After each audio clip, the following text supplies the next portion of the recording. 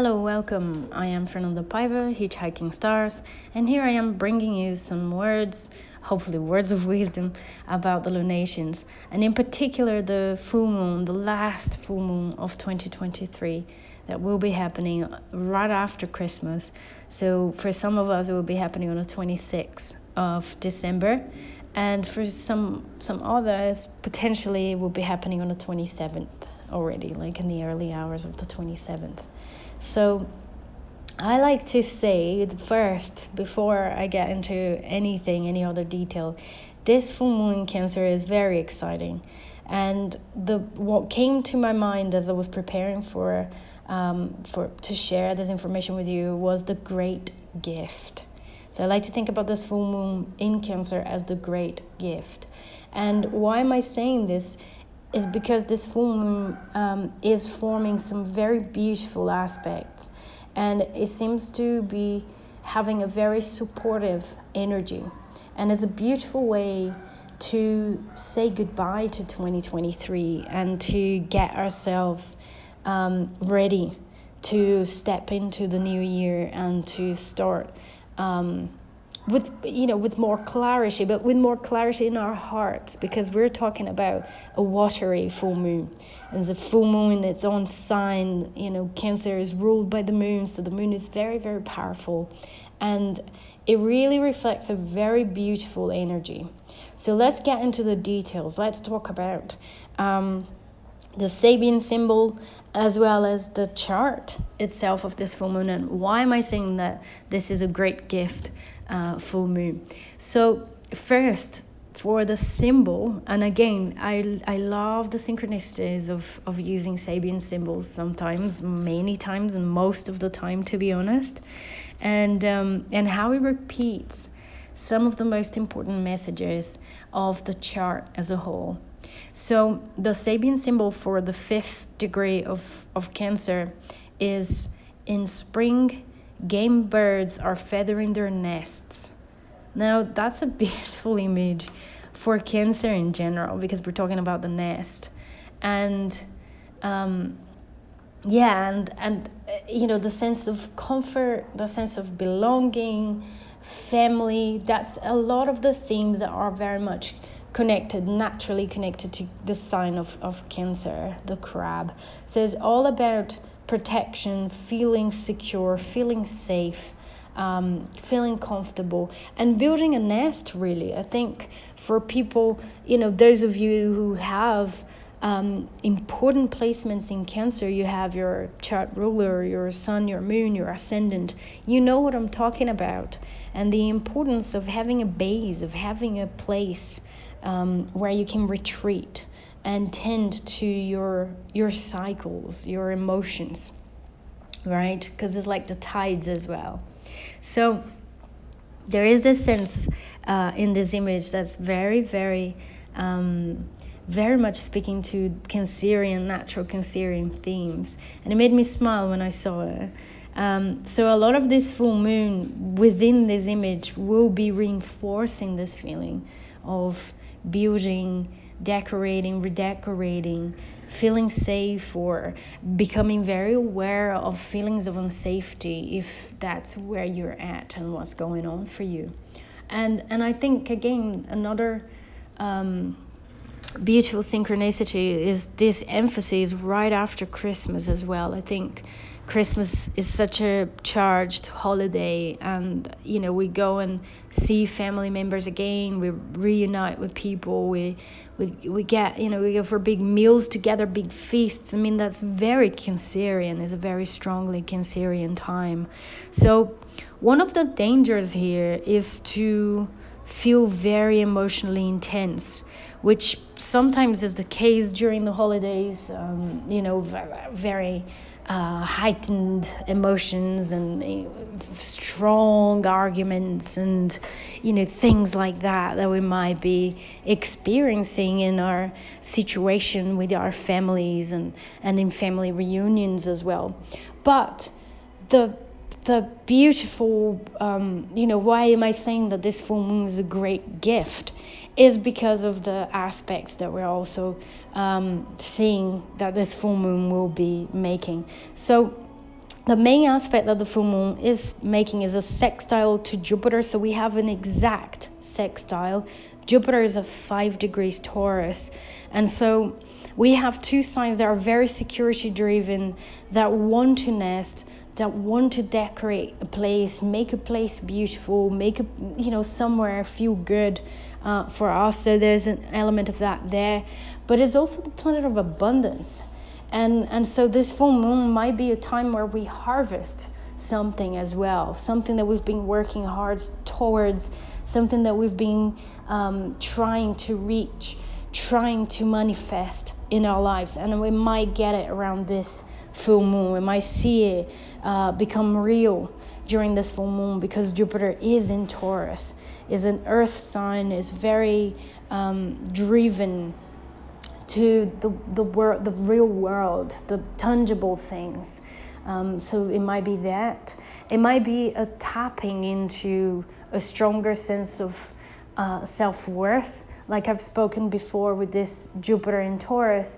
And this full moon was a culmination. It's a culmination that's picking up on that feeling, that's touching lightly that feeling, that's bringing the gift of feeling loved, or of getting in touch with that sense of self-worth there as well. So sextile to Jupiter, the sun will be trine to that Jupiter at the same time. So it could be a great time of balance between work and home life as well, life work balance that we say, that potentially we've been dealing with for quite a few years now. During the pandemic in 2020, the lunar nodes were in Capricorn and Cancer, and I think that was something we had to face very strongly. So there might be a feeling of greater achievement in that as well. And just keeping in mind that sense of a harvest that the full moon brings. It's like harvesting all the efforts that you may have applied, that you may have put during the year as well, and seeing what you brought into life during this full moon. The second main aspect that this full moon is also making is a trine to Saturn. So we have Saturn at 2 degrees Pisces with the moon at 5 degrees Cancer. And Saturn obviously is the ruler of the sun as well during the full moon, the sun in Capricorn. So again, there is a nice, beautiful dialogue here. And with the moon trine Saturn, I think it could be emotional maturity that we might be harvesting as well. With a sextile to Jupiter, we might be able to translate emotional challenges into bigger understandings and bigger lessons, the bigger perspective of our lives with that Jupiter, into a philosophical perspective as well. So there's something quite blessed with these placements, really. Is the blueprint of this full moon, bringing this sense of achievement, or the sense of learning. And so really important, if you can, to be surrounded by loved ones during this full moon, or to love yourself if you don't have loved ones near you, or just to surround yourself with that sense of love, to really invest in this feeling of security, safety, and nest, a place where you can feel safe to embrace these energies. That's how it feels like. So there's this beautiful energy with the Saturn as well, and Saturn translates as emotional maturity, I think, is a beautiful way of thinking about Saturn in a water sign, in trine to moon in a water sign as well. Now, it could also be emotional healing, and a lot of emotional healing could be happening around this full moon as well. And that's also reflected by Venus trine Neptune. So we've got Venus at 26 degrees Scorpio, forming a trine to Neptune at 25 degrees Pisces. So there is this feeling again of forgiveness, potentially, forgiving the past, letting go of the past, moving on from feelings that you held on to before.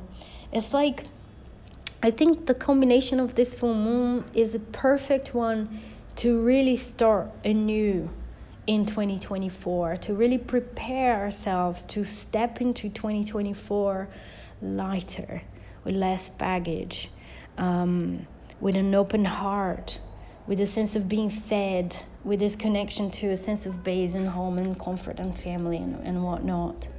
So it is a great gift when we see it from this perspective.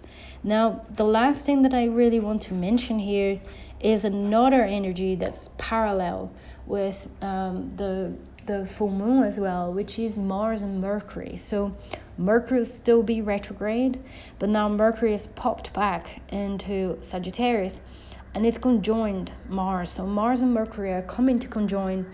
So Mars is at 23 Sag, Mercury is at 25 Sagittarius, and they are both in square to Neptune. So we still have that square to Neptune, a kind of a similar energy to the new moon.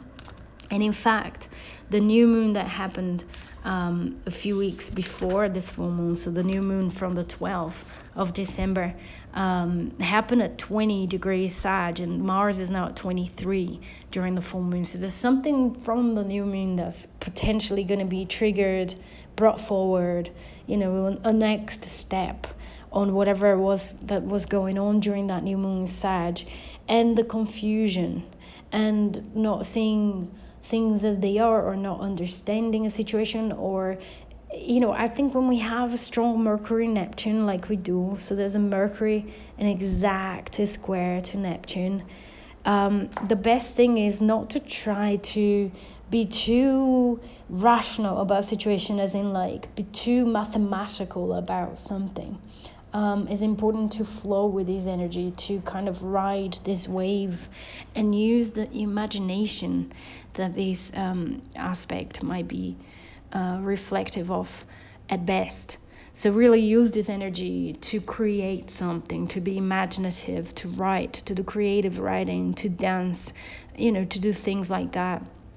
And there is a potential for spirituality there. There is a potential for going beyond and transcending, but it's important to not overdo whatever is going on there for you. So just to try and keep track and keep yourself balanced. I think that's the advice here. What to watch out for with this energy is the overdoing or trying to pin something down.